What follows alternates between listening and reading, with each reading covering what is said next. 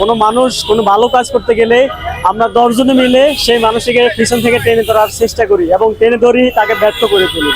আমাদের সমাজের বর্তমানে এমন অবস্থা, ভালোর জন্য আমরা কেউ বলি না, যখন কোনো খারাপ কিছু দেখি তখন আমরা সবাই এগিয়ে যাই করার জন্য, উৎসাহিত করার জন্য।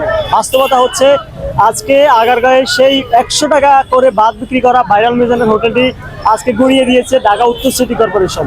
আপনারা জানেন আজ থেকে সেই 1 বছর আগে মিজান 100 টাকায় 1 পিস গরুর মাংস আনলিমিটেড ভাত বিক্রি করে ভাইরাল হয়েছে। সেই 1 বছর ধরে এখন অবধি, আজ অবধি 100 টাকায় ভাত বিক্রি করে যাচ্ছে। তার সেই ভাতের মূল্য 1 টাকাও বাড়ে নাই, কিন্তু একদল কুচক্রীর চোখে পড়ে গেছে ভাইরাল মিজান, যার জন্য আজকে গুড়িয়ে দিতে হয়েছে সেই ভাইরাল মিজান হোটেলটি। আপনারা দেখেছেন গত কয়েকদিন আগে মিজান যখন বিদ্যুৎ কর্তৃপক্ষ তার হোটেলে অবৈধ বিদ্যুৎ সংযোগ বিচ্ছিন্ন করার জন্য এসেছে, তখন মিজান তাদেরকে বাধা দিয়েছে এবং এক পর্যায়ে দেখেছেন পুলিশ তাকে গ্রেপ্তার করেছে। তার নির্বাহী ম্যাজিস্ট্রেট তাকে 15 দিনের সাজা দিয়েছে এবং কারাদণ্ড দিয়েছে। মিজান কিন্তু এখন জেলে রয়েছে।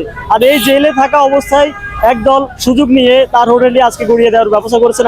আপনারা দেখছেন আজকে সেই 100 টাকার হোটেল যেভাবে পড়ে আছে, আসলে এটা বলা চলে না যে এক সময় এটা হোটেল ছিল।